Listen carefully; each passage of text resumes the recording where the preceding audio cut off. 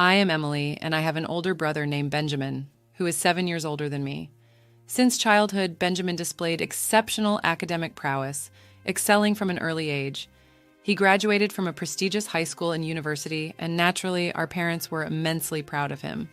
They often spoke about Benjamin's remarkable achievements.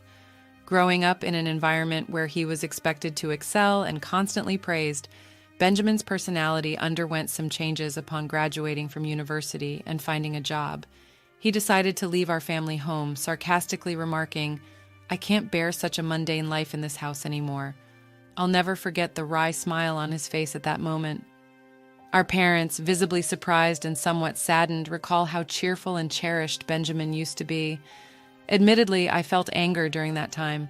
I didn't stand out academically or in sports, and my high school wasn't super prestigious. Still, I valued the bond and love within our family.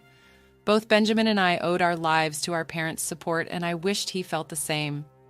Throughout my high school years, I realized the warmth and love of a family are precious.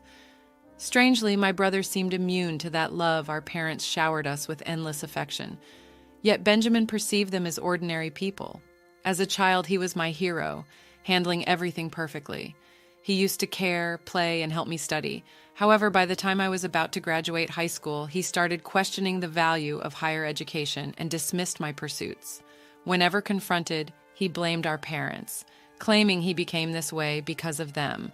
I cried, but my parents reassured me, saying, "Emily, you've grown into a truly kind-hearted person." Encouraged by their kindness, I entered a national university and secured a job at my dream company. By the time I started working, my parents were almost 60 and my brother was already married. Oddly enough, neither my parents nor I had met his wife, despite numerous invitations. He hesitated, citing considerations about introducing her to our family.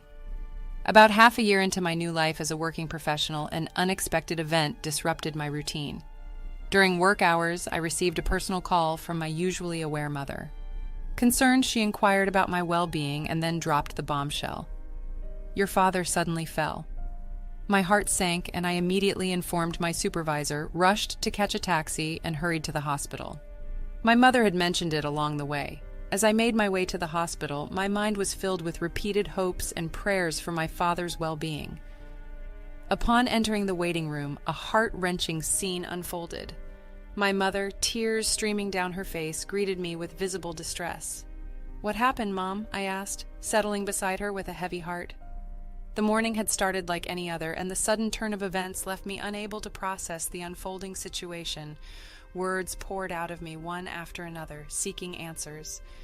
After a pause, my mother quietly uttered, "Your father has been diagnosed with cancer." The revelation hit me like a tidal wave, causing time to momentarily stand still. The shock, surprise, and anxiety within me spilled out in my voice as I questioned why. Taking a deep breath, my mother began to speak with a tone laced with sadness. "It's stage 4. The cancer has spread to the bile duct, and they said it's hard to remove it all." Her tears flowed uncontrollably, and I struggled to find words as I listened, grappling with the weight of the news. Seeking a glimmer of hope, I asked, "What treatment will be done next?" My mother nodded somberly, and after a brief pause, the attending physician entered to explain the detailed condition and treatment plan. The reality of my father's illness had surpassed expectations, with confirmed metastasis to other parts. Even if they operated, there was a significant risk, and success couldn't be guaranteed. In the heavy silence of the waiting room, my mother and I held hands, attempting to come to terms with this harsh reality. The doctor's matter-of-fact words emphasized the crucial choices ahead, continuing with chemotherapy or opting for support. In the palliative care ward, the ticking of the clock's second hand seemed to carve through the atmosphere, underscoring the gravity of the situation. Contemplating how to navigate this challenging moment, I suggested involving my brother, Benjamin, in the decision-making process. Picking up my smartphone with a forced smile, I informed my mother that I had already attempted to contact Benjamin. However, recalling his past behavior and nature, I sensed a premonition of his reluctance to face tough decisions. Despite his potential resistance, I persevered, believing in the importance of gathering the family's opinions. After numerous attempts, I finally heard my brother's slightly irritated voice urgently and anxiously. I pressed him to understand our father's condition, emphasizing the need for his presence at the hospital. His dismissive response lacked empathy, shaking me to the core. As I reminded him of our father's immense contributions to our family, tears threatened to spill. Confronting my brother's apparent indifference to our father's critical condition, I was stunned by the exchange. I found myself at a loss. Returning to my mother, a look of concern was etched on her face. "What happened?" she inquired. I replied, "It seems he is quite busy now," avoiding the details. My mother sighed deeply, murmuring, "It would have been comforting if Benjamin was here." In the following months, my father chose to spend his final moments in a palliative care ward, and after that decision, he quietly passed away. I informed my brother of the somber news over the phone, conveying the details of the wake and funeral. However, his response was cold, stating, "I'm busy with work, so I can't attend. Please proceed without me." True to his word, he didn't appear at our father's wake or funeral. Even my mother seemed shocked by this fact. She probably never imagined her son wouldn't show up for his father's funeral. Both family and acquaintances expressed their surprise and disappointment at his absence. After the funeral, when a moment of quiet settled among the family, my mother exhaled deeply, muttering to herself, "He didn't come." I took her hand and said firmly, "Mom, let's not worry about him anymore. We have to let him walk his path. For now, let's cherish our memories of Dad." In response, my mother tightly squeezed my hand and smiled, saying, "Thank you." Unbelievably, the next day, my older brother suddenly appeared at the apartment where we live. When I opened the door, his expression was different from usual, filled with urgent restlessness. Stepping inside, he demanded without any greeting, "Where is the inheritance Father left behind?" Shocked by his demand, I emotionally retorted, "Seriously? Someone who didn't even show up at the funeral, and now you're saying this?" Visibly irritated, my brother snapped, "Kids should stay quiet." "Hey, did you love and enjoy the story? Take a moment to like and subscribe for more." Instantly tensing the atmosphere, my mother stepped forward to calm the situation, explaining, "Apart from this apartment, your father didn't leave much behind." "There's no way that's true," retorted my brother in frustration. Barely concealing his anger and remaining calm, my mother placed my father's passbook on the table for him to see. Flipping through it, it became clear that all the savings our father had were transferred to a different account. "What is this all about?" my brother exclaimed in surprise. Gently, my mother replied, "Your father had instructed me to move all the money to my account earlier. Also, this apartment's name has been changed, and now it's in my name." Taken aback, my brother was at a loss for words. He merely clicked his tongue in frustration and left. As we watched his departing figure, we were once again filled with admiration and gratitude for our father's foresight and his plan to protect the family. A few months later, my mother suddenly fell, and she was immediately taken to the hospital. It was completely unexpected, and the family was filled with shock and concern. The diagnosis revealed that she had pneumonia, and it was in a more advanced stage than we thought. I recalled that she had been coughing slightly lately, and when she visited a small clinic, the diagnosis was a minor cold.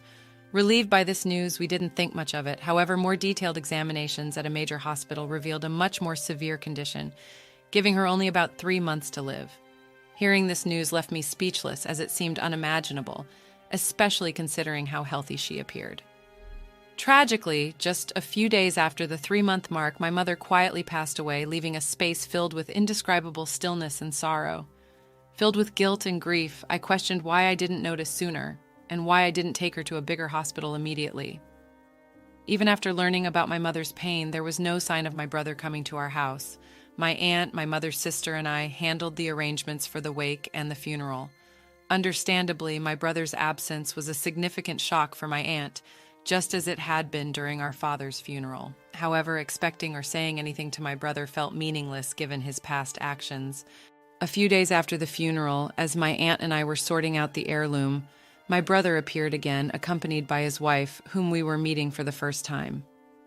He bluntly inquired about our mother's inheritance, assuming she must have left something. Shocked and dumbfounded, my aunt stared at him in disbelief. The most astonishing part was that beside my brother stood his wife, my new sister-in-law, who neither met our eyes nor greeted us. She just stood silently next to my brother. Even more shocking was that my brother didn't even visit our mother's grave. Trying to maintain calmness, I suggested, "Brother, please at least pay your respects to our parents. Visit Mom's grave." However, he responded dismissively, "Does that even mean anything?" He quickly followed up with, "By the way, how much of Mom's inheritance is left?" At that moment, my aunt's expression changed drastically. In a voice filled with anger, contrasting with her usual warmth, she sternly admonished Benjamin, "How can you think of such things at a time like this? Emily is managing the funeral on behalf of both of you, putting in all her effort. Shouldn't you act with a bit of gratitude, thinking of your parents?" However, my brother completely ignored our aunt's anger, responding dismissively, "Auntie, it's none of your business. Don't interfere." With demands made by both my brother and sister-in-law, the atmosphere in the room became cold and tense. Behind my brother, his smiling sister-in-law remarked, "Of course, I remember your name, Emily. Do you plan to keep all of your mother's inheritance for yourself?" "Sorry, but we can't allow that. This apartment is so lovely. I think it's perfect for us." I never imagined that my brother and his wife would make such audacious demands. "Why should I have to leave for the sake of both of you?" I asked, my voice quivering. Undeterred, my sister-in-law continued, "This apartment has just been renovated and its location is amazing. It's close to the station and there are plenty of shops, so we'll be living here." My anger reached its peak and I couldn't hold back. "Big brother, all you care about is the inheritance. What are you thinking?" Turning away, my brother let out a heavy sigh, remarking, "Such vulgar behavior. Do you think raising your voice solves everything? We'll be back here in 3 days. Have everything ready to move out by then." With those words, their intentions became crystal clear. A mix of my anger and sadness bubbled up, and I couldn't stop my tears from flowing. However, this wasn't just a one-time event. Determined, I wiped my tears. My aunt gently tapped my shoulder and handed me a letter. The delicate handwriting of my mother adorned the envelope's surface. "What's this, Auntie?" I asked, carefully opening the envelope. "Your mother entrusted this to me for a just-in-case scenario. She told me to give it to you at the right moment," my aunt said, tears forming in her eyes. Unfolding the paper inside, my mother's beautiful handwriting filled the page. "To my precious Emily, if you are reading this letter, it means I'm no longer in this world. I'm truly sorry for our parting." Warmth filled my eyes and tears began to flow. "You might have Benjamin visit the house concerning the inheritance, but don't worry. Everything that your father handed down to me is now yours." I was at a loss for words. I had no idea my mother had thought this far ahead and prepared everything in advance. "I'm sorry for suddenly leaving you alone, but I'm at peace because I've seen how much you've grown into a wonderful person. While learning is essential, it's not everything. The kindness and compassion you learn through your interactions with people are what I believe holds the most value. Your father and I were genuinely happy to see you grow up with such a warm heart until our last days. Words can't express just how proud we are of you. I truly want to express my heartfelt gratitude. Thank you." Overwhelmed, I read on, deeply moved. Mom's words before me blurred with my tears, but I was determined to take in every sentiment my mother had conveyed and continued reading. "After your father passed away, following his wishes, I secretly changed the apartment's ownership to your name. I'm sorry for using your seal without permission, but it was both your father's and my wish. Please don't be angry. Life has its ups and downs. Even when things get tough, we want you to persevere and live your life fully. So stay strong and find your happiness." The letter ended there, tears streaming down my face, wetting the paper. My aunt, standing next to me, pressed her eyes and shared tears alongside me. "Your sister truly cared about you. In her heart, you were a treasure," my aunt said gently, holding my hand. From the envelope, a bank book in my name emerged. It seemed like something my mother must have secretly made in the past. To my surprise, when I opened the bank book, a substantial amount was recorded. I felt that this was probably the inheritance from my father that my mother had saved for me. A few days later, my brother and his wife showed up at the house without even knocking on the door. They entered as if it was their own home. "It's time for you to leave, just as promised, right?" my brother sarcastically said as I stood still. My sister-in-law became irritated. "Isn't it your duty to leave quickly?" she said, almost as a command. For a moment, I felt overwhelmed by the atmosphere, but I took a deep breath, looked them straight in the eyes, and said calmly, "Actually, this house is now under my name." With that statement, the room's atmosphere became tense. My brother and his wife looked at each other, exclaiming, "What? What kind of joke is this? I am the eldest son. I should inherit the house, right?" Shaken, my brother said beside him. My sister-in-law stared at me, saying, "This is the first I've heard of this." However, I had decided to state the facts. "The house and the inheritance are all managed under my name, so there's nothing to divide," I stated firmly. My brother frowned. "Then hand over half of that inheritance to us," he demanded. But I questioned, my face turning red. "This money was left for my future and to ensure that I take care of the house. You always look down on me, and now you're asking for money. What changed?" Surprisingly, my sister-in-law exclaimed, "Wait, what is this? This isn't what we were expecting." From what I gathered, my brother recently faced significant trouble at his job and was subsequently fired. Not only that, but he and his wife were moving from one day job to another, seemingly in a tight spot financially. They probably had high hopes for my mother's inheritance and the house, but with my revelation, their expectations were shattered and they began bickering, placing blame on one another. Watching their childish dispute, I thought, what can be gained from all this? To them, I said calmly, "This is my house now. If you make any unnecessary fuss, I'll call the police." Trembling with anger, they reluctantly accepted my words and left. Since then, I've had no contact with them. I deliberately deleted all their contact details and began a new life in this apartment. This apartment is my treasure, filled with memories of my father and mother. Now I have a loving partner by my side. We plan to build a new family in this apartment. He respects my decision and proposes that we take the first step to our new life here. Our future is bright, and I want to pass on the warm love my parents gave me to the children we will have in the future. Did you enjoy the story? We'd love to hear your thoughts. Thanks for watching, and don't forget to leave a comment and subscribe for more content like this.